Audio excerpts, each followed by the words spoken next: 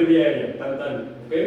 En ambos se abre la vía aérea, pero solo en el trauma se considera la restricción manual cervical, ¿ok? Siguiente, por favor. Su objetivo, permeabilizar la vía aérea y prevenir lesiones espinales, principalmente vía aérea superior. ¿No? Pregunta de examen: ¿cuándo empieza la vía aérea superior o arriba de qué? De la glotis, que está determinada por las cuerdas vocales. Entonces, cuando decimos permeabilizar la vía aérea, es justamente que pase aire de aquí a acá. Eso es lo que nos referimos de permeabilizar vía aérea. No podemos permeabilizar un bronquio, ¿no? Ni, bueno, en algunos casos sí podemos hacer aspiración traqueal, pero no es algo que nos importe en esta situación. Entonces, tenemos que permeabilizar, que pase el aire de acá a la laringe y que por lo tanto pues ya fluya a través de todo el árbol respiratorio. Y en el caso de trauma, prevenir lesiones espinales, principalmente cervicales. ¿Ok? Siguiente, por favor. Entonces, acuérdense, evalúo, trato. Esta clase de hoy es de evaluación. Sí les voy a mencionar los principales tratamientos, pero no los vamos a ver a detalle. ¿Ok? La siguiente clase, ¿saben qué clase es? ¿Se acuerdan? Es manejo de la vía aérea. Hoy yo les quiero enseñar cómo determinar cuando una vía aérea necesita o no necesita ser tratada. ¿Ok? La siguiente clase les van a enseñar cómo abrirla, la maniobra, la habilidad, cómo hacerlo. Aquí lo que me interesa a mí es que ustedes sepan evaluar. Esa es la clave para su examen. Los que ya tomaron prácticas o cursos, exámenes prácticos, la evaluación, ¿cuánto equivale más o menos de su porcentaje de calificación? Pues es que variaba, pero como 50 y 50 ya. Hasta más, porque te preguntaba la evaluación general, de que sí, verificó sobre SN, entonces la evaluación aproxima 80%. ¿Ok? Alex, ¿vamos a tener práctica hoy? Probabilidad. Porque primero quiero que lo internalicen y ya después que lo apliquen de manera en un paciente real. Hoy vamos a tener prácticas más que nada de habilidades. ¿Va? ¿Traes su equipo completo? ¿No? Sí. Entonces, ¿cómo evaluamos? Son dos componentes: restricción cervical y apertura de la vía aérea. ¿Cómo se evalúa la restricción cervical? Por el mecanismo de lesión. Hay mecanismos de lesión que son sugestivos de posible lesión cervical y hay mecanismos de lesión que no. ¿Cuál se les haría un mecanismo de lesión? Por eso es tan importante la evaluación general, porque ahí determina el mecanismo de lesión. Entonces, ¿cuáles son mecanismos?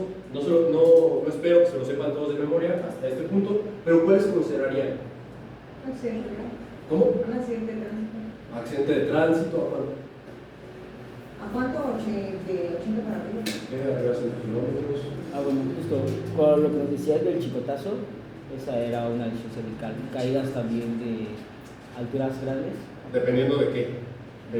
Ahí entra si es adulto pediátrico, ¿no? Sí. Entra si es 2 veces el adulto, 2 veces el pediátrico, ¿no? Entonces, ya tenemos bien claras cuáles son los mecanismos de lesión que nos deben de hacer sospechar de que necesitamos una restricción cervical.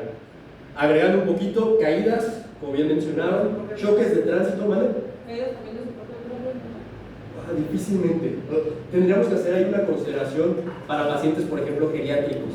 Pero un paciente adulto, la verdad es que no consideraría que es necesario. ¿Va? ¿Qué otra cosa? Ahorcamientos.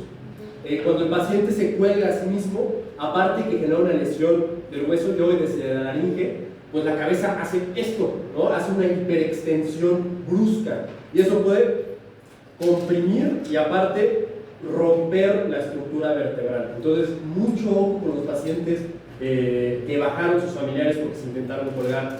Fíjense mucho en la parte de columna y en la parte de vía aérea. ¿Ok? ¿Qué otro? Clavados. Clavados, pero que no se dieron cuenta que la piscina o la alberca era de medio metro. Entonces, se echan su clavadote y hacen una hiperextensión también o una hiperflexión. Todos los movimientos bruscos de cabeza, caídas, accidentes de tránsito, por ejemplo los de latigazo que veíamos, justamente son indicativos de restricción cervical. Ojo, de restricción manual cervical, no de empaquetamiento, de restricción, de agarrarle la cabeza al paciente, no de ponerle una tabla, únicamente restricción manual. ¿Ok? ¿Nos queda clara esa parte? ¿Cuándo voy a considerar la restricción manual? Cuando el mecanismo de lesión lo sugiera. Si llego con mi paciente, otra vez, el mismo ejemplo, que le metieron el patadón de su vida jugando fútbol, ¿lo van a considerar como mecanismo de lesión significativo? No tienen por qué llegar y agarrar la cabeza, no. Pero oye, le metieron un golpe muy fuerte, se ganó el partido, le metieron un batazo en la cabeza, ¿lo considerarían? Sí, ¿no? Entonces es el mecanismo de lesión el que dicta si debe o no debe tener restricción cervical. ¿Ok? Ahora sí, apertura de vía aérea. Habíamos dicho que la vía aérea, cuando hablamos de la A, es de vía aérea superior. ¿Ok? ¿Qué vamos a evaluar? Y aquí se lo tienen que memorizar. Todo lo que sigue después de esta diapositiva, en cuanto a evaluación, se lo tienen que memorizar sí o sí. ¿Ok? Si no lo mencionan en sus casos, para mí no hicieron su evaluación primaria. ¿Ok? Apertura de vía aérea. Muchas veces, cuando tenemos estos protocolos mentales, es muy fácil que se nos pase o que los obviemos. Lo que yo les recomiendo, o mi estrategia de atención y preferencia, es que ustedes realicen acciones que predispongan ya a su cabeza o que le indiquen a su cabeza que están haciendo esa evaluación. Por ejemplo, yo siempre que evalúo vía aérea, le pido al señor, si está consciente, que abra la boca. Si no está consciente, yo lo abro manualmente. ¿Por qué? Porque de esa manera yo ya me estoy preparando, me estoy mentalizando para que lo que voy a evaluar es la vía aérea. ¿Ok? Entonces, hago mi acción, abro la boca con la maniobra del chasquido, ¿se acuerdan cómo era? Con los dedos así. ¿Sí? Entonces, abro manualmente la boca o le pido a mi paciente que la abra. Pues, si está consciente, no le van a hacer así a la boca, ¿no? Nada más pídale que abra y que saque la lengua. ¿Ok? ¿Y qué vamos a buscar? Obstrucciones. ¿Ok? Ahorita vamos a ver cuáles son las principales obstrucciones que vamos a tener. Y también, ¿qué vamos a buscar? Sonidos de obstrucción de vía aérea superior. Son dos nada más que tienen que memorizar: estridor y ronquido. ¿Ok? ¿Han escuchado alguna vez el estridor? Es un sonido, anótelo, es un sonido agudo, predominantemente inspiratorio, causado por obstrucción de la vía aérea superior. Algunos autores lo clasifican como con sonido de foca, ¿ok? Como si estuvieran escuchando una foca. ¿Okay?